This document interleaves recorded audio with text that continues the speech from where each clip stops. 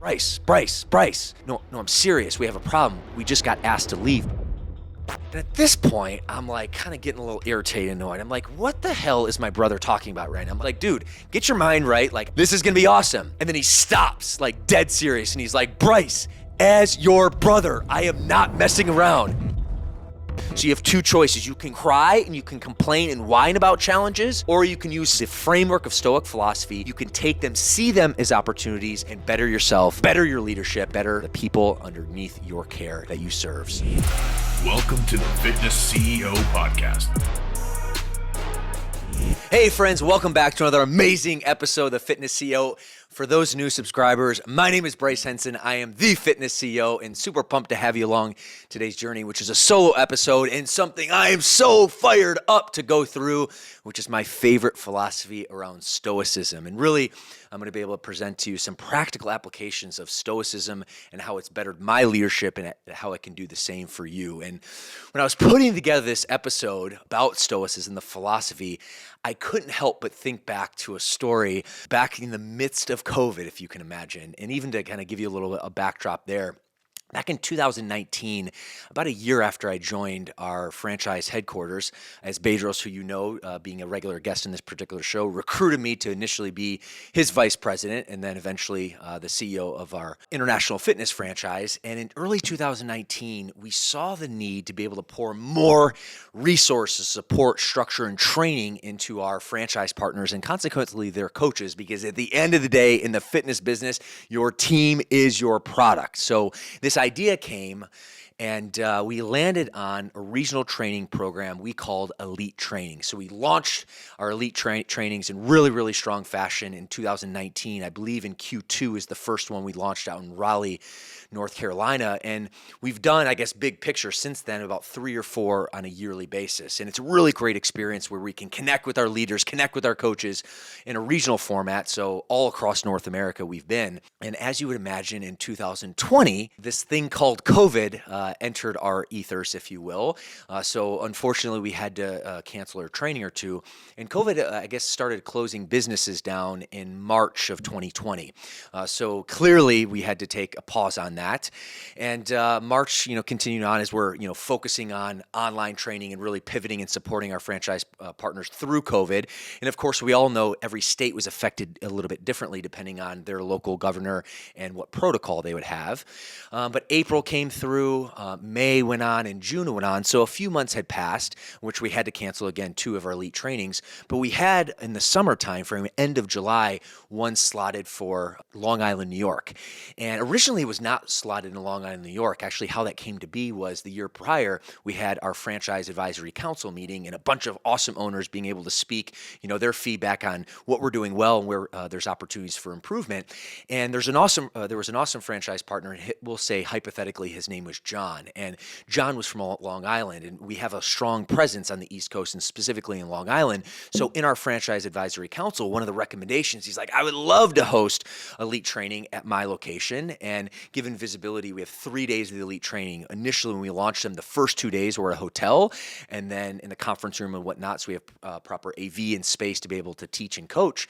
And then the third day, which is Coach's Day, the biggest day, we'd actually have at studio at a Fit Body Bootcamp location near that particular hotel. So while initially our vision was to go to Philadelphia in 2020 for that summer, after that conversation, it just made a lot of sense. We want to do our franchise partner named John, we'll call him, a solid, and then also to be able to cater to the East Coast owners. And we thought, okay, Philadelphia, Long Island, very similar in the grand scheme of things. So we'll go to Long Island instead. So in any case, going back to 2020, as the months of COVID, kind of ran through, and things started opening up a little bit. But as we both know, in states like New York and California had the most ridiculous lockdowns, I should say. So it was still yet to be seen whether or not we're going to be able to execute this particular training, because while we had to cancel the previous 2, things were opening up at that point, but New York was still really tense in terms of the lockdowns and protocol. But as I was talking with Bedros and then my brother Barrett, who is also and still to this day a lead trainer in the elite trainings, we were kind of dialoguing, and we came to the, decision that if our hotel and our venue is going to allow us to conduct the training, we are going to train. And I guess the philosophy is circumstances not change responsibility. So yes, the circumstances have changed, but as long as we have the availability and the avenue revenue to pour into our owners from a venue perspective, we're going to suck it up and we're going to execute that particular training because our people are counting on us. As end of June kind of rolls through, as it turns out, we got confirmation from the hotel that while there was going to be social distancing protocol, as it turns out, they are going to let us, come at the venue. So meanwhile, I told you the backstory on John because day 3 was supposed to be at his location in Long Island, and my event coordinator was also following up and confirming not only the hotel, the AV, all the logistics, but also confirming that John would still be able to host day 3. And if you can believe, we weren't hearing any confirmation from John, even though John was the one who proactively wanted to reroute the training to his particular location. So as the weeks go on, my event coordinator comes back to me. She's like, Bryce, I have a problem. I've reached out to him a few times in the last 2 weeks. I have not heard back. Well, as it turns out, unbeknownst to us at the time, John had a dear friend or someone in his family that had an autoimmune disease and was really scared in terms of the COVID climate. Of course, the government and all the, restrictions did not do any favors in terms of, putting fear out there, et cetera. But that was his, personal circumstance, and certainly very much respectful of that. But he wasn't able to communicate that because I think, he wanted to do us a solid and he committed to the event. So as I turned to our event coordinator, I said, okay, well, it's Monday now. We've been trying to reach out for a couple weeks. By Friday, if he hasn't confirmed, then we got to figure out another way. We need to double down and have day 3 at the particular hotel venue. And that was the plan. She reached out a few more times. And if you can believe, in the final hour at the end of the day Friday, John confirms to our event coordinator, sorry, he kind of gave insight on why he was a little bit delayed, but he'd be more than willing and happy to host day 3 of the elite training, which again are regional trainings at his particular location. So the plan was set. We communicated and recommunicated and reconfirmed with all of our attendees who had registered for the event that we're coming to New York, come hell or high water, because again, circumstance does not change responsibility. And I will never forget, it was the end of July 2020. Again, the climate of COVID was very different. We were coming from California since we're based here. And I arrive into JFK with my brother, and it was just like a ghost town comparatively. Like JFK, one of the busiest airports in the world, literally felt like a ghost town, as we're walking through the terminals, a lot of shops, closed and whatnot. And then I get out of JFK and, hire a taxi, and the taxi, takes us to the venue. And even from coming from California, which had strong restrictions, and understandably so, New York is way more dense because we're talking about New York City and adjacent Long Island. The intensity and the vibe of New York was way more tense. You could almost feel the fear in the air, definitely comparatively to California, and even way more to other states, because as it turns out, we ended up having one of our additional elite trainings later on in the year, a couple months later in Orlando, Florida, which Florida being a free state, night and day in terms of the feel. But in any case, that was kind of the vibe that set the tone of the elite training. But again, circumstance doesn't change responsibilities. There we went. Barrett and I, Bedros was coming the following day. He taught day 2. And off to the races. We launched the event, and it was tense. It was definitely interesting, and we had way more social distancing protocols than even in California. But we executed, and we had a really, really strong day 1. And about an hour left on day 1, I get a text message from one of my dear friends in our brand, a franchise partner, that his coach lost the taste of smell, and that was a key indicator that COVID could potentially have been contracted. So he let me know that he was going to get tested. I didn't actually receive his text message until about an hour after the event finished. But the event finished, and I received this. And as it turns out, about 30 minutes later, after I connected with him, the results were positive. And also, I want to take a step back. This is also at a time where, even though COVID had been released, for a few months, there was still a lot to be learned yet. So there was just a lot of intensity and fear and friction around this particular situation. And upon hearing the news, I did the thing in terms of our communication protocol. And as I sent communication via email to all of our attendees explaining exactly what happened, of course, confidentiality, I didn't share the specific franchise partner and coach, but I sent out the communication. I said, hey, this is exactly what's happened. The good news is we are going to have the training tomorrow and on Saturday, which is the day 2 and day 3. But the bad news is 2 of our coaches have contracted COVID, and I would just want to be very transparent to make sure that you're very much in the know and aware. And if you're concerned, then you have no obligation to come the following 2 days. And send out that communication. And as you would would imagine, vast majority of our participants still remained, but there was about 15% of our attendees who RSVP'd and were there on day one, but decided not to come to the training the following 2 days, which is totally fine, respect their decision. Again, from our perspective, we want to make sure that communication was strong. So day two comes. Bedros basically delivers the thunder on day two, which is an awesome particular session. And then day three, kicks off. And day three again was at our location. In this particular situation, was at John's location. So Bedros flies back to California. Barrett and I go ahead and finish the training. This is also before CJ Workcamp, Cap Coach CJ, who's one of our most successful franchise partners. We call him seven-figure CJ. Started training at the Elite Trainings, which, by the way, his episode just released last week, so highly encourage you to dig into that. But in any case, we were running a light staff because also the event coordinator who I mentioned, she also is based in Southern California at our headquarters. She had someone in her family that had autoimmune disease, so she didn't feel comfortable, which again, understandably so, especially with limited information at that period of time. So she stayed back. So we're running a little bit of skeleton crew in the grand scheme of things. But this all to say, day three, we kick off. We go to John's location, which is an awesome location. He was extra, concerned in terms of putting extra social distancing protocols, which is on his prerogative, where he's welcoming us into his location. And we kick off the training, and I deliver the thunder, kick it off with my MC work, my opening remarks, and my first presentation. And typically we start at 8 o'clock, and that break was around 9:30 in the morning. And I'll never forget, as we break and have take a 15-minute break where all of our attendees can use the restroom, I walk to the back after my opening remarks, and my brother Barrett is there with like wide-eyed and bushy tail. He's like, "Hey, Bryce, I got some bad news. We have to leave." And he's my brother. I've known the dude for, he's 38 now, 38 years. I thought he was giving me a hard time. Clearly, like we just launched this, day three of the training. We're on day three, just kicked off my opening remarks. We're at the break right now. I'm thinking, all right, wise guy, what are you up to? So I was like, all right, Barrett, like I got it, but hey, I have one more presentation, and then I, exchange some other directive. And he's like, Bryce. No, I'm serious. We have a problem. We just got asked to leave by John. And at this point, I'm like kind of getting a little irritated and annoyed. I'm like, what the hell is my brother talking about right now? I'm like, Barrett, man, like, dude, get your mind right. Like, I'm about to present my second presentation. Then you can go on, finish the morning. This is going to be awesome. And then he stops, like dead serious. And he's like, Bryce, as your brother, I am not messing around. John just asked us to leave. Now, I'm being a little bit more emotional here. He still kept his voice under control because we were in the room with all of our other franchise partners as they were going to the bathroom and kind of connecting.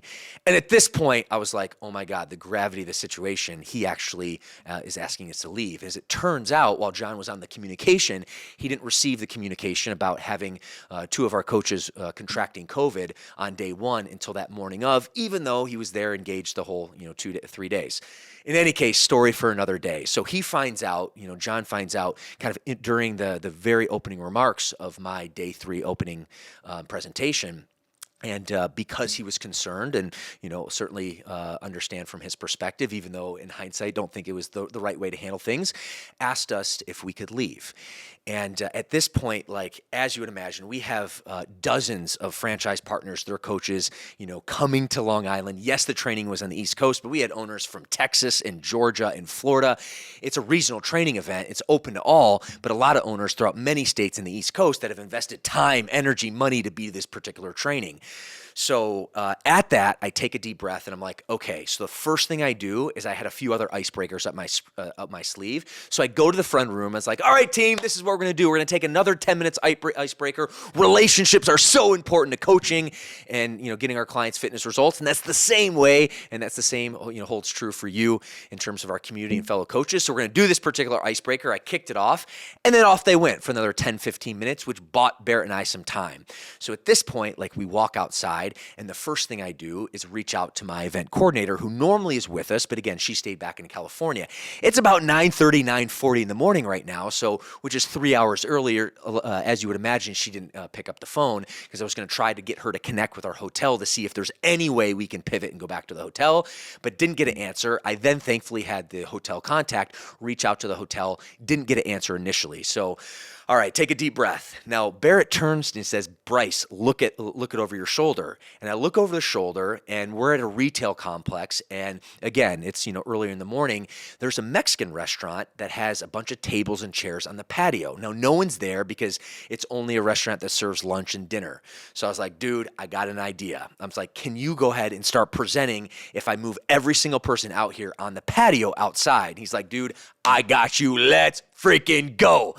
So at that, after the quote unquote, second icebreaker was finished, I go up to the front of the room and very eloquently explain what had happened and said, hey, completely understand the particular situation. There was a communication oversight. We've been asked to leave. But the good news is we have some space outside and the show will go on.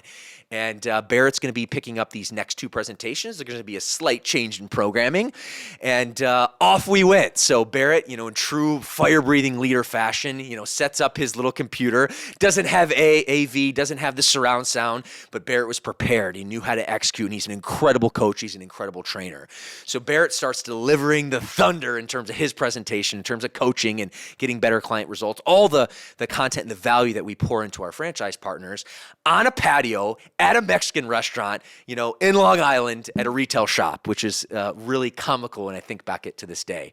So that all in mind, while he's doing this, I get a seat at the very far corner because I'm also thinking there's going to be at some point where the manager of this restaurant walks in and thinking like, what the hell are like 50 to 60 people doing on my patio right now? So I was calling the Mexican restaurant because their phone number was on the front of the building, but I was getting no answer because again, it's before 10 in the morning. So that all in mind, I perched myself up, to the kind of close end of the door, hoping that whenever, someone comes up to open up this restaurant, I can flag them down and do them a solid. And I feel like it was serendipitous. The stars all aligned. Within probably 10 or 15 minutes, I get a call back from my event coordinator. She's like, I got your message. I got your text message. As it turns out, I called the hotel. I have good and bad news. The bad news is there's no AV, so you're going to have to be teaching just off your laptop. The good news is that this afternoon, not right now, but this afternoon, you can come back and they can have the space ready for you at 1 o'clock. You can train the rest of the afternoon. So that was a check. And then also, literally within 10 to 15 minutes of me here receiving this news, I see what I assumed to be, and as it turns out was right, the manager of the Mexican restaurant kind of walking in the door. So I kind of bolt it because I want to get in front of this and thinking myself, what is he going to be thinking right now? And thankfully, this dude was cool, calm, and collected, like the easiest, guy to work with. And of course, I came with a giving hand too. And I explained the situation and I said, hey, listen, the good news is, we're not going to be here all day. The bad news, I explained what happened, but I said, I also want to come with a giving hand. I think it'd be really cool after our training concludes about 11:30 noon, if I can buy lunch for my whole crew. And then we can finish our training here. As long as you'll let us stay on the patio, we can finish, our training, have lunch on me. And then from there, we'll get out of your hair and off to the races that we went. And if you can believe, the manager's like, yeah, that sounds like an awesome plan. He was super relaxed, not typically what you think a manager for a restaurant like High Strung in Long Island be. It worked out really beautifully. We were able to finish the rest of the training. Barrett delivering the heat like in the 90, 95 degree humid weather as the sun started to rise on that patio. But we had a nice lunch. And then we went back to the hotel and then delivered the training. Now, was it perfect? No. Was there an opportunity to, get better or deliver a better training if all the stars would have aligned and all the conditions would have been like we thought there was? Absolutely. However, we were able to execute, and if you can believe, there's a couple ruffle feathers with our coaches and franchise partners. The vast majority of them were so grateful. They ended up, extending Bedros and myself and Barrett just this, huge debt of gratitude because they knew it was a really challenging situation. And the fact that we were able to overcome that challenge, execute, and still deliver the training, especially how many people have come in all across the East Coast to invest in that training, was a really, really big win in the grand scheme of things. So I share this with you because I feel like this story embodies so many lessons in Stoicism that I want to kind of unpack here, and I have a few specific tangible takeaways that I want to speak truth to you when I look back at this particular experience. And the fundamental aspect, or at least one of them, is Stoicism, is assessing what is and what is not in your control and focusing 100% of your focus and attention on what is under your control. And if you look back at this particular experience, there was a lot of things outside our control. And there was big part of me and Barrett in hindsight that wanted, get mad and pissed off and, yell at our franchise partner. And that wasn't going to be the right thing to do. That wasn't going to be the most productive thing to do by any stretch of the imagination. So the reality of the situation is, could a communication been better? Could have the situation been handled a little bit differently? It could have. But at the end of the day, the dude was scared and he was doing the best thing, at least he thought, for him and his family. So respect that, even though it was a very challenging time in the moment. So that all in mind, there's a lot of things we couldn't control. We literally could not train the rest of the day in that particular venue, but there was a few things that we could control. We could connect and, create a separate icebreaker to add more value to our, coaches and our attendees. We could reached out and utilized the patio that was there for us. We could have reached out and had our event coordinator see if we can book an additional space in the hotel, which all happened. So those are all things in our control. Not the best case scenario, but they worked and they were in our control. And by focusing 100% of things in your control, you will be a way better leader. You will be a way better business owner, because guess what? My friends, this story, while unique, it's not unique in the sense of adversity and challenge, because the poop is going to hit the fan at some point in your business and leadership journey. And you have to understand, focus 100% on what's in your control, and you will be a way better off for it. So that is my first lesson in this. Looking back and analyzing this, lesson number 2 is that pressure is a privilege. And when you get infuriated with a bunch of pressure that you didn't even expect prior, you have to take a deep breath and you have to be cool, calm, and collected. And my friend, easier said than done. Additionally, more reps and sets in the business game, in the leadership game, working with clients, working with your team, you're going to face more adversity, so you're going to be able to handle these situations better. But no matter what, okay, and this is a mental reframe that I have that I've learned through Stoicism, is pressure is a privilege. I have the privilege to serve. I have a privilege to solve this particular problem. I have a privilege to pour into my franchise partner, because guess what? I'm thinking if it was some other person that maybe couldn't handle the situation, then the situation would be way worse. I have the opportunity, along with my brother Barrett, to solve this problem and come to the rescue. So that was a big takeaway that I learned from this particular experience. There's going to be situations that you're going to be pressure-ridden, that you're going to be outside of your control, but you have to stay cool, calm, and collected under pressure, because you can also think through problems way better when you're in a steady, relaxed state than if you're hyper and you're just freaking out, okay? You know this to be true, but this is a practical example and a case study in terms of business. Number 3, I love this tagline. This is Stoic philosophy to a T. The more you sweat in battle, the less you bleed in war. And my friends, business is war. So I love this analogy, but also too, from a practical application, really what this is saying is the more you train, the more you practice, the more you are prepared, the better you can handle the battles of business. And if you look back in hindsight, I was prepared. I had my slide deck. I had my presentations. I had extra icebreakers prepared so I could think on the fly. Way easier than I've had nothing prepared. My brother Barrett is a fire-breathing leader. This guy freaking dominates. He was super prepared. He wasn't supposed to go for another hour and a half after my second presentation, but in an instant, he was ready to turn on the jets and just freaking fire away for the betterment of our team and the betterment of our franchise partners and coaches. So the more you are prepared, the more you sweat in battle, my friends, the less you bleed in war. And this is a really fundamental component of Stoic philosophy that we applied in this particular setting. And if you apply it to your leadership, you apply it to your business, you're going to be way better off. And my last golden nugget, I guess, in lessons unpacking this particular experience is really the essence of Stoic philosophy. It's about taking every challenge that comes through you and then seeing it as an opportunity to get better, as an opportunity to problem solve. It's an opportunity to communicate better. You know, when we look at this, it was a shitty situation. Let's call it for what it was. But if you can believe, it strengthened the relationships of our franchise partners. And still to this day, I'll still get messages from coaches and franchise partners thanking Barrett and I for how we handled that situation, because it was a very, very tough situation. And we had one of two choices. We could have cried and said, poor us, this, horrible situation, or we could have, taken the best particular approach that we could, remain cool, calm, and collected under pressure, looked for the solutions instead of the problems, and turn this particular tragedy into a triumph, which we did, and strengthen the ties, strengthen the bonds, strengthen the relationship with our Fit Body Bootcamp family. And I think that's just an incredible, way to go about business and leadership. And hopefully this story has shown some light on how you can take the amazing philosophy of Stoicism, apply it to your business, apply it to your life, and mostly apply it to your leadership, because the reality of the situations, problems, challenges, adversities are coming to you. That's just the essence of being human. It's the part of the human condition. It's the path of an entrepreneur. So you have two choices. You can cry and you can complain and whine about challenges, or you can use the framework of Stoic philosophy. You can take them, see them as opportunities,